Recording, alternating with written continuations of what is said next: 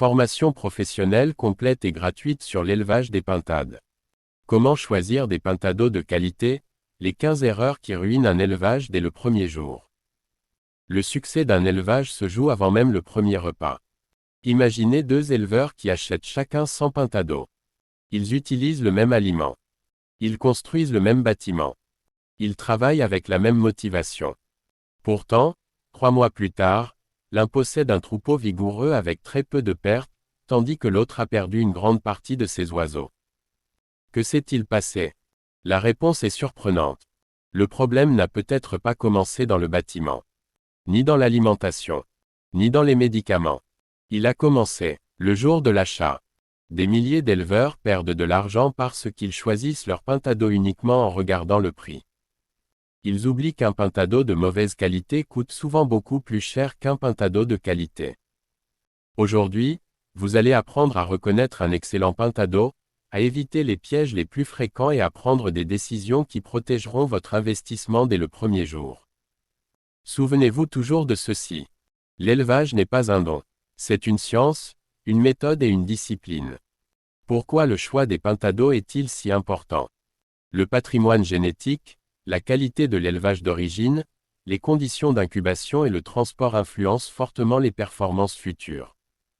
Un pintado faible grandira plus lentement, consommera davantage d'aliments pour produire moins, tombera plus facilement malade, pourra contaminer les autres sujets.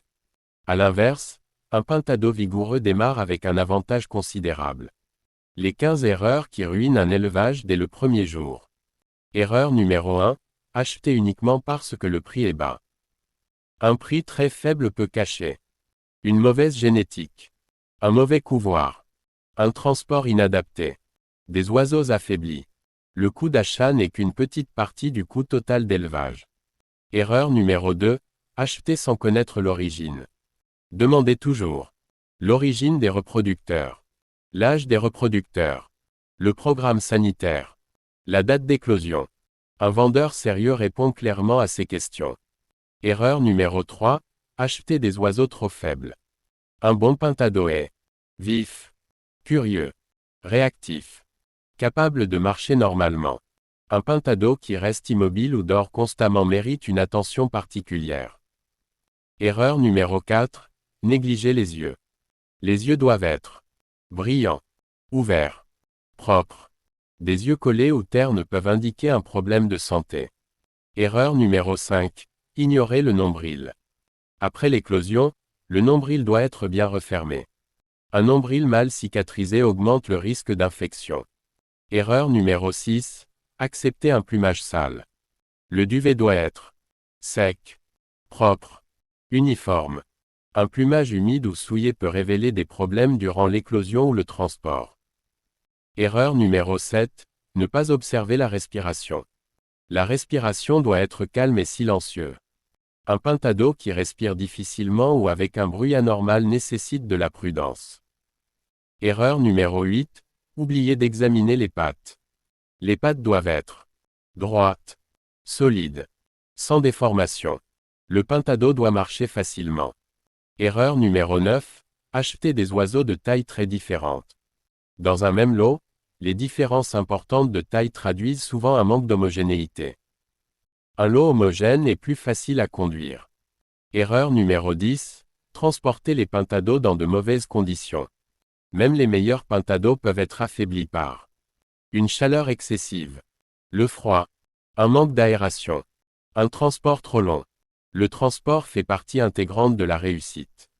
Erreur numéro 11, introduire immédiatement les nouveaux sujets avec d'autres volailles. Les nouveaux pintados devraient être observés avant d'être mélangés au reste du troupeau. Cette précaution limite les risques sanitaires. Erreur numéro 12, ne pas préparer le bâtiment avant leur arrivée. Le bâtiment doit être prêt avant l'arrivée. Température adaptée. Eau disponible. Aliments prêts. Litière propre. Matériel vérifié. Les pintados ne doivent jamais attendre que l'éleveur s'organise. Erreur numéro 13, acheter plus d'oiseaux que sa capacité d'accueil. Commencer avec un effectif raisonnable permet une meilleure surveillance, une meilleure alimentation, une meilleure gestion. Grandir progressivement est souvent la stratégie la plus durable. Erreur numéro 14. Ne pas observer le comportement du lot. Regardez les oiseaux avant d'acheter. Un bon lot présente une activité régulière, une bonne répartition, des déplacements normaux, une réaction rapide lorsqu'on approche. Le comportement révèle souvent l'état général du troupeau. Erreur numéro 15. Acheter sans plan d'élevage. Avant même l'achat, posez-vous ces questions. Où vont-ils être logés? Ai-je suffisamment d'aliments? L'eau est-elle disponible en permanence? Mon matériel est-il prêt? Ai-je prévu un budget pour les soins si nécessaires? Un bon élevage commence par une bonne préparation. Les qualités d'un excellent pintado.